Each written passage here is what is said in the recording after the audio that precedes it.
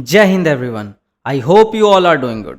सो अभी सिर्फ 2 दिन बाद ही आपका प्रीलिम्स आने वाला है, राइट? तो आप सबने, मैं आशा करता हूँ कि पूरे अच्छे से स्टैटिक को कवर कर लिया होगा, आपकी प्रिपरेशन एकदम टॉप नॉच होगी। तो अब लास्ट टाइम पे आपको रिलैक्स करना है और देखो जो छोटे छोटे टॉपिक्स रह गए ना, जहाँ से यूपीएससी क्वेश्चन अक्सर फ्रेम कर लेता है, तो उसको आपको लास्ट मोमेंट पे देख लेना है। जैसे ये वीडियो छोटा सा वीडियो है, तो आप आराम से देख सकते हो, 15-20 मिनट का वीडियो होगा, इसमें सारे आपके रिपोर्ट्स कवर हो जाएंगे। और इन सब जो टॉपिक का क्या बेनिफिट रहता है ना, क्योंकि ये फैक्चुअल रहता है, तो यूपीएससी आपको गलत भी नहीं ठुकरा सकता है। जैसे अभी इस साल का जो आंसर किया है, तो आपने देखा कि यूपीएससी ने ऑलरेडी 3 क्वेश्चन ड्रॉप कर दिया, राइट? और उसके बाद 2-3 क्वेश्चन जो डिस्प्यूटेड है, एक तो साफ साफ पता है कि यूपीएससी ने गलत आंसर की दिया है, राइट? तो उसमें अब आप कुछ नहीं कर सकते हो। क्यों? क्योंकि वो कॉन्स्टिट्यूशन को मैनिपुलेट करके या कहीं ना कहीं से ला के ना अपने आंसर को सही प्रूफ कर सकते हैं।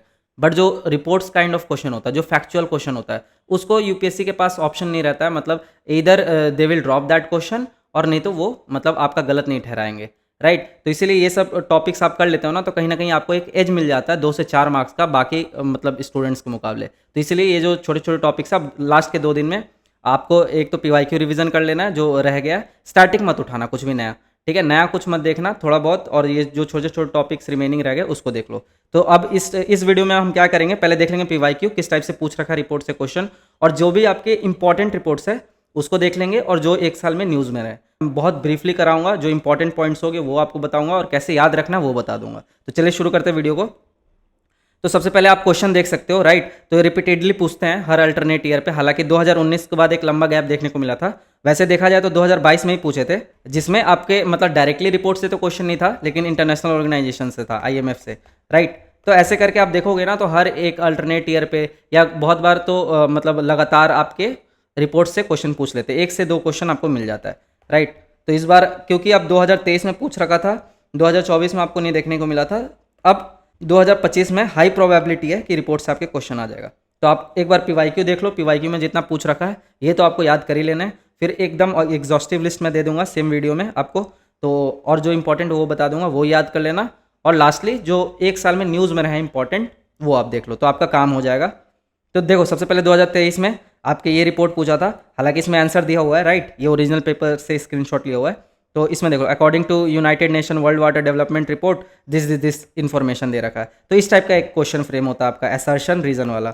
उसके बाद देखो ये डायरेक्टली पूछ लेते हैं कि global competitiveness report is published by. तो ये आपको पता है वैसे, तो ये सब पीवाईक्यू लगाए होगे तो वर्ल्ड इकोनॉमिक फोरम करता है, और यहाँ पे बाकी आपका आंसर भी दे रखा है। तो इससे आपको ये पता लग रहा है कि रिपोर्ट से क्वेश्चन किस टाइप के फ्रेम करता है ना यूपीएससी, और किन किन इंटरनेशनल जो ऑर्गेनाइजेशन होती है उनके रिपोर्ट्स को स्पेशली फोकस करता है। तो आप ज़्यादातर देखोगे तो वर्ल्ड बैंक हो गया, ठीक है? फिर आपका आईएमएफ हो गया, यूनेप हो गया, वर्ल्ड इकोनॉमिक फोरम हो गया, यूएनडीपी। इन सब जो ऑर्गेनाइजेशन है ये एकदम हाईलाइटेड रहते हैं, और ये मतलब इनसे ही इनके रिपोर्ट ज़्यादा वो पूछने का हैबिट है यूपीएससी को। ये देखो आप, rule of law index is release by which of the following, तो आपको पता है वर्ल्ड जस्टिस रिपोर्ट, राइट? वैसे 2017 में देखो 2 क्वेश्चन पूछ लिया। तो ऐसा नहीं है कि सिर्फ आपके एक ही क्वेश्चन पूछते हैं, बहुत बार आपके ईयर में 2 क्वेश्चन, 2 या 2 से ज़्यादा क्वेश्चन पूछ सकते हैं। तो बहुत बोलते हैं ना कि अगर आप एक वीडियो 15 मिनट की वीडियो से अगर 1-2 क्वेश्चन निकालोगे तो इससे बेटर क्या हो सकता है, राइट? और आप एक एज में भी रहोगे, क्योंकि बहुत लोग आप देखोगे इस बार मतलब एकदम 0 पॉइंट समथिंग मार्क्स से मिस कर जाते हैं कट ऑफ। तो वहाँ पे ये सारे क्वेश्चन आपको एक एज देता है। 2017 में देखो ये पूछा था आपका ease of doing business index पूछा था। तो ये आपको पता है कि ये आपका मेंटेनेंस, इसमें पूछा है कि कौन सा नहीं है सब इंडेक्स। तो ये तो आप लॉजिक से सॉल्व कर सकते थे कि अगर ईज ऑफ डूइंग बिजनेस की बात हो रही है तो वहाँ पे maintenance of law and order कहाँ से होगा? पेइंग टैक्सेस आपके फाइनेंस से रिलेटेड है, बिजनेस से रिलेटेड है, रजिस्टरिंग प्रॉपर्टी भी आपके कहीं ना कहीं बिजनेस से रिलेटेड है, और डीलिंग विद कंस्ट्रक्शन परमिट ये भी आपके बिजनेस से रिलेटेड है। लेकिन मेंटेनेंस ऑफ लॉ ऑर्डर ये आपके बिजनेस से रिलेटेड नहीं है। तो ये आप इजिली एलिमिनेट कर सकते थे, नहीं भी पढ़े होते तो। फिर आप देख लो ग्लोबल जेंडर गैप इंडेक्स, ये भी आए दिन न्यूज़ में रहता है। तो ये आपका कौन करता है? World economic forum, right? फिर देखो ये पूछ लिया था आपका ग्लोबल हंगर इंडेक्स रिपोर्ट में कौन कौन से इंडिकेटर्स होते हैं। तो ये तीनों ही होते हैं, ये भी आप पढ़ते हो। तो इसका आंसर सी हो जाएगा आपका 1, 2 एंड 3। वैसे ease of doing business index देखो ये 2 बार आपको दिख गया, 2016 में भी दिख गया और आपको 2017 में भी दिखा। तो इस बार क्या हुआ है ना कि इस बार जो ईज ऑफ डूइंग बिजनेस है, मतलब इसको इसका नाम चेंज करके बी रेडी इंडेक्स कर दिया गया, राइट? तो हो सकता है इस बार पूछ ले be ready index is published by, तो सेम ऑर्गेनाइजेशन तो सेम रहेगी, है ना? आपके कौन? वर्ल्ड बैंक ही रिलीज करती है। तो ये याद रखना, इस बार बहुत हाई प्रोबेबिलिटी आपके क्वेश्चन पूछने का, और आराम से 2 मार्क्स ले जाओगे आप। तो आगे रिपोर्ट में ही देखेंगे। बाकी ग्लोबल फाइनेंस स्टेबिलिटी, तो ये लास्ट 10 ईयर के मैंने उठाए हुए हैं क्वेश्चन, ये भी देख सकते हो। ग्लोबल इकोनॉमिक प्रोस्पेक्ट, ठीक है, तो इसका आंसर वर्ल्ड बैंक हो जाएगा। उसके बाद फिर आपका ग्लोबल वर्ल्ड इकोनॉमिक आउटलुक, ये आपका IMF हो जाता है, इंटरनेशनल मॉनेटरी फंड। तो PYQ देखने से आपको आइडिया लग जाता है कि क्या क्या नहीं छोड़ना आपको। फिर और देखो ये सब में आंसर भी गिवन है, तो आप जब ये PDF को गो थ्रू करना, जस्ट इस वीडियो के बाद कोशिश करना, वीडियो के देखने के बाद तुरंत इस PDF को आप गो थ्रू करो और साथ के साथ लर्न कर लो, क्योंकि 2 दिन बचा यार, है ना। तो ये छोटे छोटे जो टॉपिक्स है इसको लास्ट मोमेंट पे आप करोगे तो एग्जाम में आप मतलब बोलते हैं ना कि इसका जो नॉलेज आप जनरेट कर पाओगे। 2012 में देखो आपके मल्टी डायमेंशनल पॉवर्टी इंडेक्स से पूछा हुआ है, तो ये वैसे भी इंपॉर्टेंट है आपका, राइट। तो आपका वर्ल्ड लेवल पे भी निकलता है और आपकी नीति आयोग भी निकालती है मल्टी डायमेंशनल पॉवर्टी इंडेक्स। तो नीति आयोग में 12 इंडिकेटर होता है, राइट, और वर्ल्ड वाला जो UNDP निकालती है उसमें आपके 10 इंडिकेटर होते हैं। तो ये सब आप पढ़ते हो। फिर रेड डेटा बुक किसके द्वारा निकाला जाता है और उसमें क्या क्या आपका लिस्ट है प्रेजेंट, तो ये देख सकते हो। इसमें threatened plant and animal species, right. Hotspot के बारे में बात नहीं करती है रेड डेटा बुक, और प्रोटेक्टेड साइट के बारे में ही बात नहीं करती है। अब देखो ये आपका एग्जॉस्टिव लिस्ट हो गया, तो जल्दी जल्दी गो थ्रू करते हैं। सबसे पहले वर्ल्ड बैंक का जो इंपॉर्टेंट रिपोर्ट है मैंने यहाँ हाईलाइट कर रखा आपके लिए, एक बार देखो और आपका काम हो जाएगा। तो जैसे अब ईज ऑफ डूइंग बिजनेस है, अब आपको पता है इसका नाम चेंज होकर क्या हो गया, बी रेडी इंडेक्स, तो एकदम याद रखना, ये लास्ट में मैंने इसको भी मेंशन किया है। फिर world development report, global economic prospect report, अब इसकी अंदर की बहुत डिटेल आपसे नहीं पूछेंगे, राइट। तो इसलिए आपको बस ये देखना है कि कौन सी ऑर्गेनाइजेशन कौन सा रिपोर्ट मतलब रिलीज़ करती है, और जहाँ पे थोड़ी डिटेल देखनी होगी वहाँ पे हम डिटेल भी देख लेंगे आगे। तो वैसे ही देख लो लॉजिस्टिक परफॉर्मेंस इंडेक्स और state of economic inclusion report, तो जितना मैंने हाईलाइट किया ना उस पर बस आप ध्यान देना, राइट। उसके बाद देखो इंटरनेशनल मॉनेटरी फंड का अभी हमने देख के आया, वर्ल्ड इकोनॉमिक आउटलुक ऊपर अभी हमने देखा, और ये आपकी बाई एनुअल रिपोर्ट होती है, राइट। मतलब ये आपकी बाई एनुअल है, राइट। तो एक होता बाई एनुअल और एक होता बाई एनुअल। बाई एनुअल मतलब साल में 2 बार, तो साल में 2 बार मतलब कि 6 महीने में एक बार रिपोर्ट निकलती है, राइट। तो इसको ध्यान देना, ये भी बार बार पूछ लेते हैं, तो बाई एनुअल और बाई एनुअल में कंफ्यूज मत करना। बाई एनुअल मतलब 2 साल में एक बार। उसके बाद global trade outlook and statistic, right, ये आपकी वर्ल्ड ट्रेड ऑर्गेनाइजेशन करती है। तो जो आपकी हाईलाइटेड है IMF में, ये दोनों तो याद रख ही लेना, है ना, ये तो इतना इंपॉर्टेंट नहीं है, लेकिन ये दोनों तो याद रख लेना, ग्लोबल फाइनेंशियल स्टेबिलिटी रिपोर्ट और वर्ल्ड इकोनॉमिक आउटलुक, और दोनों ही बाई एनुअल है, ये भी ध्यान रखना। फिर वर्ल्ड ट्रेड ऑर्गेनाइजेशन में आपने देख लिया global trade outlook and statistic, right. तो मतलब ट्रेड से रिलेटेड अगर आपको दिखेगा तो ज़्यादा चांसेस है WTO ने रिलीज़ किया, तो आप ऐसे एक लॉजिक लगा सकते हो, राइट। फिर वर्ल्ड इकोनॉमिक फोरम का आप देख लो, तो इसमें जो ग्लोबल जेंडर गैप रिपोर्ट, ये हर साल आपके न्यूज़ में रहता ही है, राइट। तो ये देख लो आपके, ये वर्ल्ड इकोनॉमिक फोरम रिलीज़ करता है। फिर ग्लोबल साइबर सिक्योरिटी आउटलुक, अब यहाँ पे हमने देखा था ऊपर में IMF क्या करता है आपका वर्ल्ड इकोनॉमिक आउटलुक, और ग्लोबल साइबर सिक्योरिटी आउटलुक आपका कौन करता है, WEF करता है। ये आउटलुक से कंफ्यूज मत करना, देखो ग्लोबल साइबर सिक्योरिटी आउटलुक की बात करेगा तो वो आपका वर्ल्ड इकोनॉमिक फोरम हो गया, ग्लोबल ट्रेड आउटलुक की बात करेगा तो वो आपका WTO हो गया, और वर्ल्ड इकोनॉमिक आउटलुक का बात करेगा तो वो आपका IMF हो गया। तो ये तीनों आप नोट डाउन कर लेना, राइट, यहाँ कन्फ्यूजन हो सकता है। फिर travel and tourism development index, ये भी आपका WEF रिलीज करता है, राइट। उसके बाद ग्लोबल कॉम्पिटिटिवनेस रिपोर्ट, ये भी आपका एक इंपॉर्टेंट रिपोर्ट है, इसलिए हाईलाइट कर रखा है, राइट। तो ये सब जो हाईलाइटेड है इसको तो आप एकदम देख के जाना कि कौन सा रिलीज करता है। उसके बाद देखो आप OECD, तो OECD के कुछ इंपॉर्टेंट रिपोर्ट्स आते हैं, जैसे कि फॉर एग्जांपल आपका दे रखा है PISA, program for international student assessment, तो OECD में बस आपको ये याद रखना है। उसका देखो FATF, तो ये FATF आपके न्यूज़ में रहता ही है, पता ही है, क्योंकि पाकिस्तान से रिलेटेड है। पाकिस्तान पहले ग्रे लिस्ट में था, फिर उसको निकाल दिया गया, और अभी फिर से डिमांड चल रही है कि ग्रे लिस्ट में इसको डाला जाए, राइट, जैसी उनकी एक्टिविटी रही है अभी रिसेंट पास्ट में, राइट। तो इसलिए global money laundering and terrorist financing threat assessment, ये आप डायरेक्ट कर सकते हो FATF से रिलेटेड। उसके बाद देखो UN and its specialized agencies, इनके द्वारा कौन कौन से रिपोर्ट रिलीज किए जाते हैं, तो यूनेस्को देख लो, तो यूनेस्को में global education monitoring report, gender parity index, science report और ग्लोबल ओशन साइंस रिपोर्ट। अब यहाँ पे मैं आपको एक हैक बताता हूँ, यूनेस्को का फुल फॉर्म आपको पता है, United Nation educational scientific cultural organization. तो जहाँ पे भी एजुकेशन, साइंटिफिक और कल्चर की बात आएगी तो उसकी रिपोर्ट आपके यूनेस्को कर रहा होगा। जैसे फॉर एग्जांपल देखो ग्लोबल एजुकेशन मॉनिटरिंग रिपोर्ट, तो एजुकेशन की बात आई तो यूनेस्को कर रहा है, राइट। वैसे ही देख लो आप साइंस रिपोर्ट, तो साइंस की बात आई साइंटिफिक, फिर ग्लोबल ओशन साइंस रिपोर्ट, तो मतलब यूनेस्को कर रहा है, राइट। तो यहाँ से आप कुछ यहाँ भी देखो state of education report for India on education, ये भी आपके कौन करता है, यूनेस्को करता है। तो आई होप आप लोग ऐसे बीच बीच में जो हैक होते हैं ये आप निकाल पाते होगे, राइट।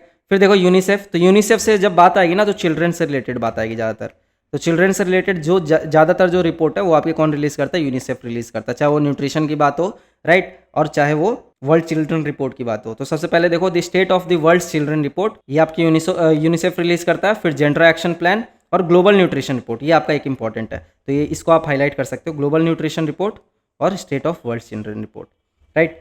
फिर देखो United nation office on drugs and crime, तो नाम से पता लग रहा होगा, तो इसके जो रिलेट होंगे ड्रग्स से रिलेटेड होंगे। Global report on trafficking in person, world drug report, right, world wild life crime report, global report on cocaine, global report on corruption in sport. तो जो भी करप्शन, ट्रैफिकिंग, ड्रग, ये सब से related है, तो कौन करेगा, United nation office on drugs and crime. क्यों? क्योंकि आपको नाम से पता लग रहा होगा कि इसके रिपोर्ट जो होंगे ड्रग्स और क्राइम से रिलेटेड होंगे, राइट। फिर United conference on trade and development, आपके ट्रेड से रिलेटेड, इन्वेस्टमेंट से रिलेटेड बातें करेगा। तो वर्ल्ड इन्वेस्टमेंट रिपोर्ट, ये इंपॉर्टेंट है आपका, ये कौन रिलीज करता है, आपका UNCTAD। फिर टेक्नोलॉजी एंड इनोवेशन रिपोर्ट, तो ये दो रिपोर्ट आप इसमें ध्यान रखना। फिर देखो, फिर यूनाइटेड नेशन पॉपुलेशन फंड का देख लो, इसका एक ही रिपोर्टेड है, बहुत इंपॉर्टेंट है, state of world population report की बात ये करेगा। और वही आपकी वर्ल्ड सिटीज रिपोर्ट कौन निकालता है, UN हैबिटेट निकालता है, राइट। तो दो है इंपॉर्टेंट है आपके, ये आप कर लेना। फिर वर्ल्ड हैप्पीनेस रिपोर्ट आपको पूछ लेते हैं, वर्ल्ड हैप्पीनेस रिपोर्ट आपका कौन करता है, ऑक्सफोर्ड से याद रखना है ना, ऑक्सफोर्ड वेलबिंग रिसर्च सेंटर। फिर ILO, तो इंटरनेशनल लेवल और लेबर ऑर्गेनाइजेशन, ये किसकी बात करेगा, लेबर से रिलेटेड चीज़ों की बात करेगा, राइट। तो जैसे world employment and social outlook, ये किसके द्वारा निकाला जा रहा है, इंटरनेशनल लेबर ऑर्गेनाइजेशन। फिर ग्लोबल वेज रिपोर्ट, तो वेज आपके किससे रिलेटेड रहता है, लेबर से रिलेटेड रहता है। आप इकोनॉमी में 4 फैक्टर पढ़ते हो, ठीक है, क्या क्या, कैपिटल, एंटरप्रेन्योर, सेल से याद रखते हो ना, लेबर और लैंड।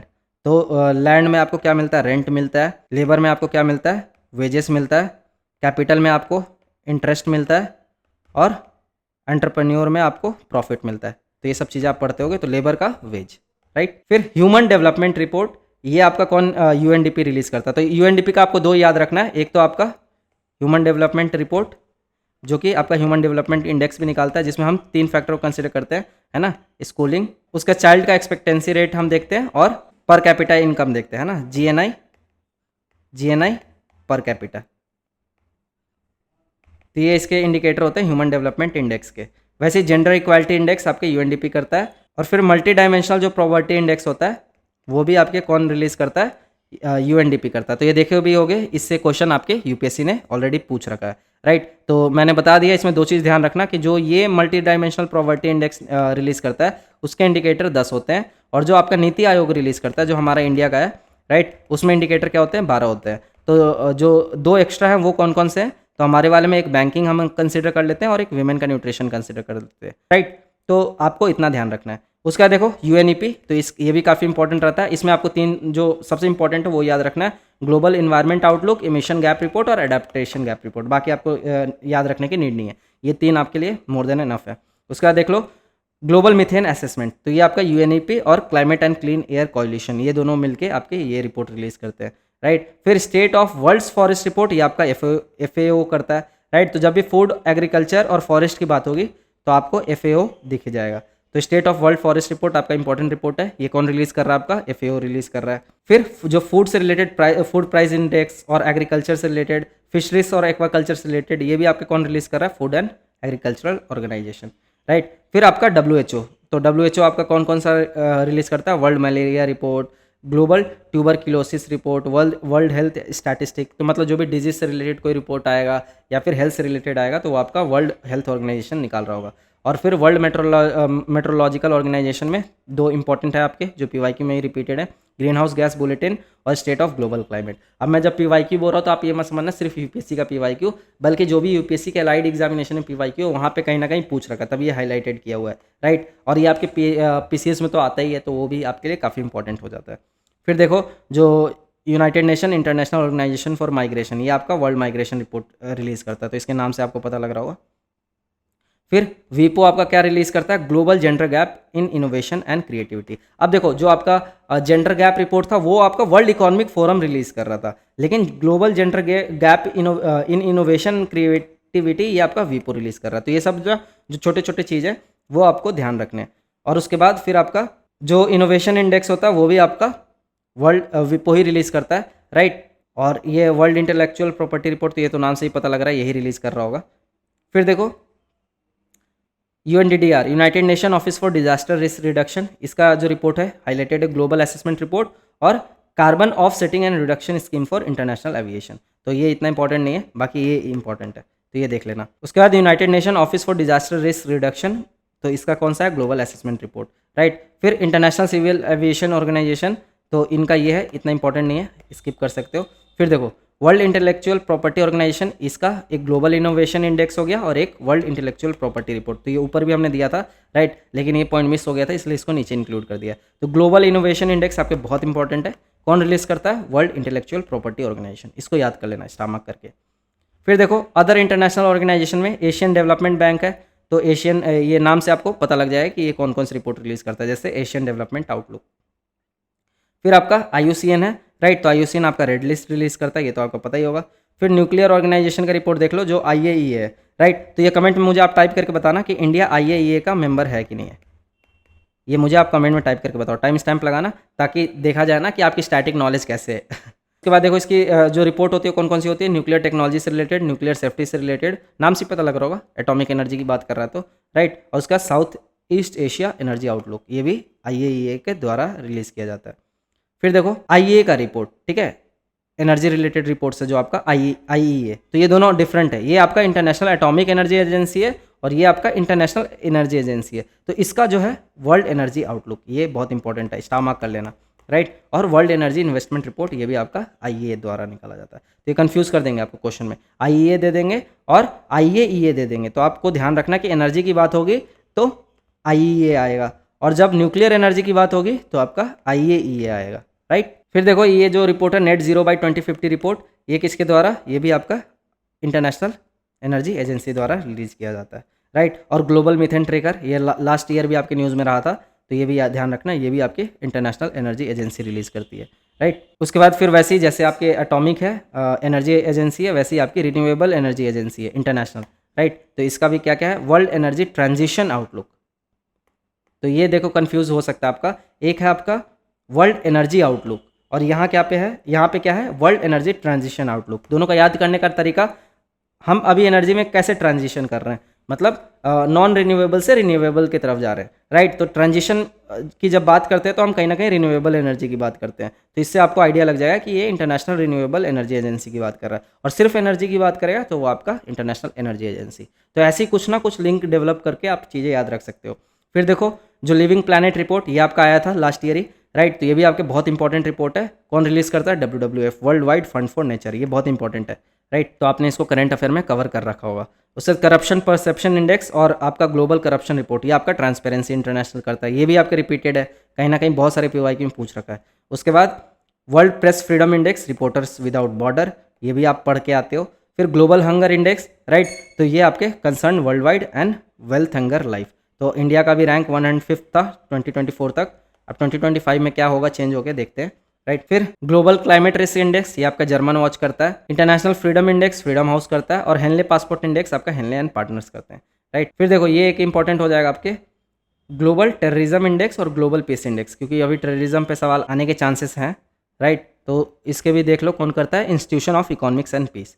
अब ये ज़्यादा नहीं होगा, जिसने पहले से रिवाइज किया होगा ना, तो इसमें मैं सिर्फ आपको इंपॉर्टेंट बता रहा हूँ, सारा नहीं बता रहा हूँ। फिर देखो जो मैंने बताया था मल्टी डायमेंशनल पॉवर्टी इंडेक्स, ये आपका UNDP किसके साथ मिलकर, Oxford poverty and human development initiative के साथ मिलकर ये इंडेक्स रिलीज करता है। तो इसके इंडिकेटर्स याद रखना, आपके इंडिकेटर से क्वेश्चन फ्रेम होंगे। फिर वैसे ग्लोबल फूड पॉलिसी रिपोर्ट इफ्प्री कर रहा है आपका। फिर आपका क्लाइमेट चेंज परफॉर्मेंस इंडेक्स, ये आपका जर्मन वॉच करता है, तो ये भी आपके रिपीटेड है, PYQ में बहुत बार पूछ रखा है। अब देखो रिपोर्ट्स रिलेटेड टू इंडिया, तो इंडिया में जो रिपोर्ट रिलीज हुए हैं, तो जैसे Indian state of forest report, इसकी वीडियो भी आपकी अवेलेबल है हमारे यूट्यूब पे, रोहन सर ने आपको कवर करा रखा है, राइट। तो उसको आप जाके एक बार देख लेना, वो भी आपकी हाई यील्डिंग है, तो काफ़ी शॉर्ट एंड क्रिस्प वीडियो है, आप उसको जाके देख सकते हो, आपकी अच्छी रिवीजन हो जाएगी। और यहाँ से भी आपके 1 से 2 सवाल इस बार आना फिक्स है, लिख के ले लो, ठीक है। तो ये आपके बाइनियल रिपोर्ट होती है, हर 2 साल में एक बार रिलीज होती है, तो अभी लेटेस्ट आपका 2023 वाला रिपोर्ट है, राइट। तो आप देख के जाना ट्रेंड की कौन कहाँ पे किस स्टेट में फॉरेस्ट कवर बढ़ा है, ट्री कवर बढ़ा है, फॉरेस्ट कवर और ट्री कवर में क्या डिफरेंस है, क्या। तो इस टाइप के जो भी सवाल हैं आप Indian state of forest report से कर सकते हो। फिर वैसे ही आपका नेशनल एयर क्वालिटी इंडेक्स, ये आपका CPCB रिलीज करता है। अब आप मुझे कमेंट में टाइप करके बताओ कि CPCB का गठन किस एक्ट के द्वारा हुआ था, राइट। वाटर एक्ट के द्वारा हुआ था या एयर एक्ट के द्वारा हुआ था। तो ये मुझे आप कमेंट में टाइप करके बताओगे। फिर देखो नीति आयोग का रिपोर्ट, तो अब इसके सारे रिपोर्ट आपको देखना जरूरी है क्योंकि नीति आयोग की रिपोर्ट बहुत इंपॉर्टेंट होते हैं। आपका इंडिया का बहुत बड़ा थिंक टैंक है, राइट, और इसके चेयरमैन डायरेक्ट आपके पीएम होते हैं। तो नीति आयोग अगर कोई भी रिपोर्ट रिलीज़ कर रहा है तो समझ जाओ वो आपके यूपीएससी के लिए फेवरेट टॉपिक बन जाता है।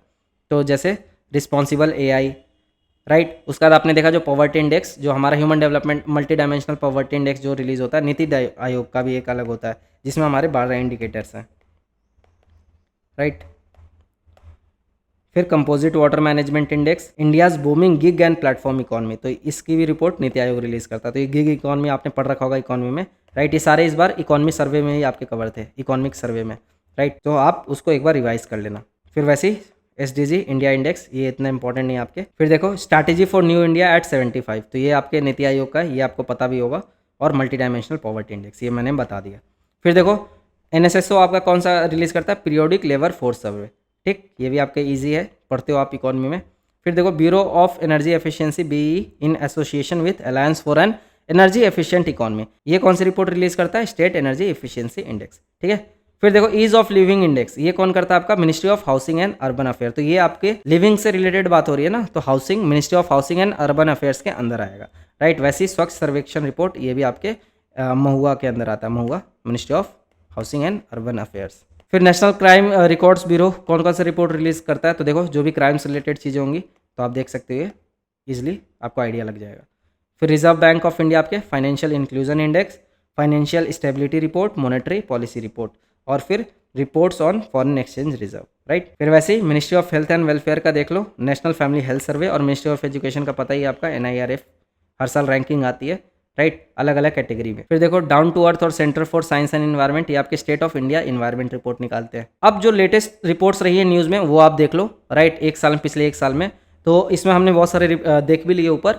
अब बाकी जो रिपीट होंगी वो आपके लिए रिवीजन हो जाएगी। तो जैसे माइग्रेशन एंड डेवलपमेंट रिपोर्ट 2024 आया, ये सब आपके वर्ल्ड बैंक रिलीज करा। अब यहाँ पे ध्यान देने की चीज़ ये है कि माइग्रेशन एंड डेवलपमेंट रिपोर्ट देख के आप ILO हो सकता है आपके माइंड में आ जाए, राइट। तो ILO टिक मत मारना, ये आपका वर्ल्ड बैंक का है, राइट। तो जो कंफ्यूजिंग पॉइंट है मैंने आपको बता दिया, ये ध्यान रखना, लेटेस्ट भी है, पूछने के चांसेस है। अब इस रिपोर्ट के अकॉर्डिंग क्या देखा गया कि जो टॉप डेस्टिनेशन कंट्री है जहाँ पे आपके मतलब लोग माइग्रेट होके जा रहे हैं, तो वो आपका USA आया है, जर्मनी है, सऊदी अरबिया, रशिया है एंड UK है, क्योंकि यहाँ पे job opportunity comparatively other countries के ज़्यादा देखने को मिलती है। फिर लार्जेस्ट ओरिजिन कंट्री, मतलब कहाँ से जा रहे हैं जो इमिग्रेंट्स है, तो वो आपके यूक्रेन, चाइना, मैक्सिको, वेनेजुएला सबसे ज़्यादा। तो सबसे पहले यूक्रेन, क्यों, तो यूक्रेन आपको पता होगा, यूक्रेन रशिया का वॉर हो रहा है, इसलिए वहाँ से लोग माइग्रेट करके दूसरी कंट्री में जा रहे हैं। फिर चाइना तो आपका रहता ही है, पॉपुलेशन ज़्यादा है, ठीक है। फिर मैक्सिको एंड वेनेजुएला, तो ये ऑर्डर आप याद रखना, यहाँ से पूछ सकते हैं। बाकी इकोनॉमिक सर्वे में आपके कुछ डेटा इससे रिलेटेड दिया हुआ है, तो आप देख सकते हो। और लार्जेस्ट माइग्रेशन कॉरिडोर कौन है, तो ये आपका मैक्सिको टू US, तो ये जो डेरियन गैप, आप प्लेसेस इन न्यूज़ में पढ़े होगे, इस बार डेरियन गैप की बात हो रही है ये, ठीक है। तो काफ़ी ये आपका बोलते हैं ना ट्रैकेरियस रूट होता है, बहुत ज़्यादा खतरनाक रास्ता है, तो इससे बहुत सारे जो माइग्रेंट्स हैं इनकी डेथ हो जाती है, राइट। तो अभी इसी पे US गवर्नमेंट एक्शन लेने की बात कर रही है। तो ये आपका लार्जेस्ट माइग्रेशन कॉरिडोर है, Mexico to US, Darien gap, याद रखना है सब। फिर वर्ल्ड डेवलपमेंट रिपोर्ट आपका आया 2024 में, इसमें सजेशन दिया गया है, ठीक है, कि मिडिल इनकम कंट्रीज़ है, ठीक है, उनको क्या करना चाहिए इस ट्रैप से बाहर निकलने के लिए। तो middle income countries must undergo 2 transition to avoid stagnation, adopt modern technology, मतलब वही है, टेक्नोलॉजी अडॉप्ट करो, मार्केट को ओपन करो, ठीक है। स्टैग्नेशन जब भी आ रहा है तो कहीं ना कहीं जो बोलते हैं ना, उनका जो मॉनेटरी पॉलिसी है और जो फिजिकल पॉलिसी है, दोनों आपके बैलेंस्ड वे में इंप्लीमेंट होने चाहिए, ताकि आपका इन्फ्लेशन कंट्रोल में रहे और जो आपका इकोनॉमिक ग्रोथ है वो भी साथ के साथ चलते रहे। फिर वैसे 3I strategy, integration, innovation and inclusion, ये तीनों आप इंप्लीमेंट करोगे तो then you will able to get out of middle income trap. फिर देखो ग्लोबल इकोनॉमिक प्रोस्पेक्ट, तो ये आपका वर्ल्ड बैंक रिलीज करता है, राइट। तो ये सब आपके वर्ल्ड बैंक के ही है। सो इसके अंदर क्या था आपका, global growth in 2024-2025 is expected to underperform compare to 2010, average in nearly 60% of economy, affecting over 80% of the global population. तो वही बोल रहा है कि 2010 के मुकाबले जो ग्लोबल ग्रोथ है वो कम रहेगी, ठीक है। फिर मैंने बताया बी रेडी रिपोर्ट, याद कर लेना, ईज ऑफ डूइंग बिजनेस की जगह ये वाला रिपोर्ट अब चेंज हो गया। फिर देखो वर्ल्ड इकोनॉमिक आउटलुक, ये आपके IMF रिलीज़ करता है, और ग्लोबल फाइनेंस स्टेबिलिटी रिपोर्ट, ये भी आपके IMF रिलीज़ करता है। तो ये अंदर की डिटेल है, ये आपके इकोनॉमिक सर्वे में ही कवर है, तो आप वहाँ से चीज़ें कवर कर सकते हो, राइट। वही दिया हुआ है कि 3.2% से आपके 3.3% बढ़ने का सारा मतलब कुछ इंप्रूवमेंट दिख रही है, लेकिन अभी प्री पैंडेमिक वाला जो ट्रेंड था वो अभी भी अचीव नहीं हुआ है। फिर ग्लोबल फाइनेंशियल स्टेबिलिटी रिपोर्ट में क्या क्या है, financial system assessment, stability concern और पॉलिसी इनसाइट। तो ये सब वही उसकी थ्योरी लिखी हुई है, इतनी डिटेल में नहीं पूछेंगे आपको, ये पूछ लेंगे कौन सी ऑर्गेनाइजेशन रिपोर्ट रिलीज करती है। बाकी जो इंपॉर्टेंट की टेक अवेज है वो आप ये रीड कर सकते हो। बाकी इकोनॉमिक सर्वे जिसने अच्छे से पढ़ा होगा तो उसके लिए ये चीज़ें आसान होंगी, राइट। फिर चाइल्ड न्यूट्रिशन रिपोर्ट आपका कौन रिलीज़ करता है, तो चाइल्ड से जब भी बात होगी तो मैंने क्या बताया, यूनिसेफ आएगा, राइट। तो अगर आपको रिस्क लेना होगा तो आप यूनिसेफ पे रिस्क ले सकते हो। तो इसमें क्या बात की गई है, वही कि जो चाइल्ड है बोलते हैं ना अंडर नरिश्ड रहते हैं। 27% children live in severe child food poverty globally बात हो रही है, राइट। और इंडिया में 40% चिल्ड्रन जो है वो मतलब सफ़र कर रहे हैं from severe child food poverty. तो जो इंडिया का है ना, ये इंपॉर्टेंट है, देख लेना। जो इंडिया है it is second highest burden in south Asia after Afghanistan. तो सोच लो हमारी जो अभी परफॉर्मेंस है खासकर चाइल्ड न्यूट्रिशन को लेके वो अभी बहुत पुअर है। फिर देखो सस्टेनेबल डेवलपमेंट रिपोर्ट, राइट। तो इसको कौन रिलीज करता है, UN sustainable development solution network. और इंडिया का जो प्लेस रहा है 2024 में 139th रहा है। फिर ये हमने ऊपर देख क्या है, इफ रिलीज करता है ग्लोबल फूड पॉलिसी रिपोर्ट। वैसे फिर world employment and social outlook आपका आईएलओ करता है रिलीज, राइट। और इसमें वही डेटा दे रखा है कि जैसे वीमेन जो 15+ हैं एम्प्लॉयड कितनी परसेंट है, 45.6%, राइट। और जो मेन 15+ एम्प्लॉयड हैं वो 69.2% है। तो आप देख सकते हैं जो आपका लेबर फोर्स पार्टिसिपेशन रेट है वीमेन का वो कंपैरेटिवली लेस है मेन के मुकाबले, ठीक है, 15 ईयर एज के बाद। फिर जेंडर गैप भी आप देख रहे हो 23.6% का देखने को मिल गया आपको। फिर देखो वर्ल्ड फॉरेस्ट रिपोर्ट आपका कौन रिलीज कर रहा है, FAO। अभी हम ऊपर देख के आ रहे हैं, बाकी इसमें क्या क्या दिया है तो ये आपके शॉर्ट फॉर्म में दे रखा है। जैसे कि इसका थीम देख लो, थीम पूछ सकते हैं, accelerating forest solution through innovation, ये थीम था इसका। फिर इसकी जो कुछ इंपॉर्टेंट की टेक अवेज थी वो क्या थी, deforestation rate down to 10.2 million hectare per year from 15.8 million hectare per year. तो मतलब कहीं ना कहीं ये डिफॉरेस्टेशन रेट अभी कम हुआ है, ठीक है। और इंडिया रैंक 3rd इन नेट फॉरेस्ट एरिया गेन, तो इंडिया ने फॉरेस्ट गेन भी किया है। तो देखो जो आप 2023 का Indian state of forest report पढ़ोगे ना तो इसमें सब डेटा मेंशन है कि जो इंडिया का फॉरेस्ट कवर है ना वो आपका बढ़ा है। फिर देखो state of food security and nutrition, ये कौन रिलीज करता है, तो इतनी सारी ऑर्गेनाइजेशन मिलकर रिलीज करती है, FAO, IFAD, यूनिसेफ, WFP और WHO, राइट। और थीम क्या है इसका, focus on financing to end hunger, food insecurity and malnutrition. तो आपके CDS वगैरह के लिए बहुत इंपॉर्टेंट हो जाएगा, राइट। तो आप लोग जो CDS का एग्जाम देते हैं या CPF का देते हैं तो आप इसको देख सकते हो। फिर the future of growth report, chief economic outlook, global risk report और ग्लोबल जेंडर गैप रिपोर्ट, ये सारे आपके वर्ल्ड इकोनॉमिक फोरम रिलीज करता है, राइट। ज़्यादा डिटेल में जाने की नहीं है, बस इतना ही ध्यान रखना रिपोर्ट कौन रिलीज करता है। ये सब न्यूज़ में रहे तो ये तो आप देख ही लेना, अगर ऊपर का देखना ना भी चाहो तो। फिर मैनग्रोव ग्लोबल मैनग्रोव अलायंस कौन सा रिलीज करता है, आपका state of world mangrove 2024 report. तो देखो ये रिपोर्ट भी आपके बहुत इंपॉर्टेंट रिपोर्ट है। और इसमें क्या हमने देखा कि जो साउथ ईस्ट एशिया है, ठीक है, साउथ ईस्ट एशिया ये वर्ल्ड का जो है 1/3 जो मैनग्रोव है ये कंटेन करता है, जिसमें से इंडोनेशिया एलोन अकाउंटिंग फॉर 21%। तो ये बहुत इंपॉर्टेंट है, यहाँ से क्वेश्चन फ्रेम होने के चांस है। साउथ ईस्ट एशिया के बाद आप देखोगे जो सेंट्रल और वेस्ट अफ्रीका का है, ठीक है। और उसके बाद फिर आपका नॉर्थ अमेरिका, फिर साउथ अमेरिका। तो इस टाइप का सीक्वेंस है आपका, तो आप इसको ध्यान दे सकते हो। फिर स्टेट ऑफ राइनो 2024 रिपोर्ट, ये भी आपका इंपॉर्टेंट है, कौन करता है, इंटरनेशनल राइनो फाउंडेशन। इसमें क्या दे रखा है कि राइनो नंबर जो है अभी टोटल 28,000 बच गए अभी। तो आपको पता ही है राइनो का डिक्लाइन का कारण poaching, right. So poaching increase by 4% in Africa. और राइनो की स्पीसीज आप देख लेना, ठीक है, कि राइनो में आपको अलग अलग स्पीसीज देखने को मिलती है। हमारे इंडिया में कौन सी पाई जाती है, वन हॉर्न राइनोसेरस, जिसकी स्टेटस क्या है, वल्नरेबल है, राइट। यहाँ से आप इन्वायरमेंट का रिलेट कर लेना। अब ये सब अब टाइम नहीं है पढ़ने का, अगर आपने पढ़ लिया तो वेल एंड गुड, रिवाइज कर लो, अदरवाइज और नहीं किया तो कोई दिक्कत नहीं है, आप जो टॉपिक जो आपने अच्छे से प्रिपेयर किया उस पर फोकस करो। फिर ग्लोबल इनोवेशन इंडेक्स आपने देख लिया था, विपो रिलीज करता है। थीम क्या था, unlocking the promise of social entrepreneurship. और जो इंडिया का रैंक रहा है वो 39th रहा है। तो इंडिया इनोवेशन में भी अच्छा कर रहा है, पहला स्वीडन, पता ही है मोस्टली रिपोर्ट में जो आपके स्कैंडिनेवियन नेशन है वही अच्छा परफॉर्म करते हैं, है ना। फिर commitment to reducing inequality index 2024, Oxfam and development finance international की हाईलाइट, इतना इंपॉर्टेंट नहीं है। फिर state of global water resources report, ये आपका WMO करता है रिलीज, राइट। तो ये इंपॉर्टेंट आपका कौन करता है, बस ये इंपॉर्टेंट है, बाकी ये सब आप मेंस के लिए यूज़ कर सकते हो ये सब डेटा। और फिर फॉरेस्ट सर्वे ऑफ इंडिया आपका क्या रिलीज करता है, forest declaration 2024 forest declaration assessment, right. तो फॉरेस्ट अंडर फायर इसका थीम था। और मेन गोल क्या था, eliminate deforestation and forest degradation और restore 30% of degraded forest area by 2030। तो ये आपका न्यू ईयर डिक्लेरेशन में डिसाइड किया गया था, राइट। फिर वर्ल्ड एनर्जी आउटलुक, ये हमने देख के आया ऊपर, इंटरनेशनल एनर्जी एजेंसी। फिर लिविंग प्लानट रिपोर्ट मैंने बता दिया, इस बार रिलीज़ हुआ था, काफ़ी इंपॉर्टेंट है, राइट। तो उसके जो इंपॉर्टेंट ये जो चीज़ें हैं ना, बस ये आप रीड कर लेना वीडियो देखने के बाद। जैसे wild life population decline by 73%, fresh water species saw the largest decline, तो ये बहुत इंपॉर्टेंट है।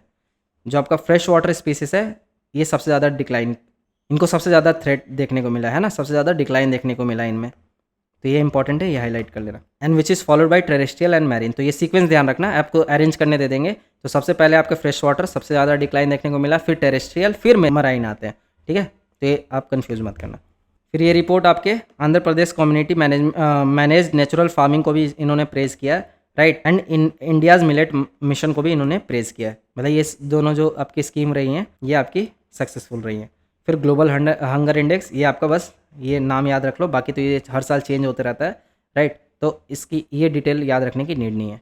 बस ये आपका रिपोर्ट ख़त्म होता है, ठीक है। तो हमने PYQ देख लिया, इंपॉर्टेंट ऑर्गेनाइजेशन के रिपोर्ट देख लिए, राइट। जो कन्फ्यूजिंग पॉइंट है वो मैंने बता दिया, आपका लेटेस्ट रिपोर्ट इन न्यूज़ जो हो रहा है वो बता दिया। अब ये आपके लिए लास्ट में जाते जाते 2 प्रैक्टिस क्वेश्चन है। तो क्वेश्चन नंबर 1 और 2 ये आप क्वेश्चन देख लो, ठीक है, वीडियो पॉज करके, और इसका आंसर आप मुझे कमेंट में टाइप करके बताओगे। लिखना 1 और इसका आंसर 2 और उसका आंसर, और बाकी ऊपर ही मैंने 1-2 सवाल पूछे हैं वो भी आप कमेंट में टाइप करके उसका आंसर बता देना, ठीक है। तो इसी के साथ आप लोगों को प्रीलिम्स के लिए बेस्ट ऑफ लक, राइट। आप सबका प्रीलिम्स अच्छा हो, सब आप प्रीलिम्स क्लियर करो, यही हमारी विशेष रहेंगी पूरी टीम की, civil services with Nilesh team की, राइट। सो अगेन जाते जाते अच्छे से एग्जाम देना, रिलैक्स रहना, जितना पढ़ा अपने पे भरोसा रखो, ठीक है। अपने पूरे साल अच्छे से मेहनत करिए, तो लास्ट मोमेंट पे पैनिक करके काम खराब मत करना। सो चिल करो और एग्ज़ाम क्लियर करो। जय हिंद।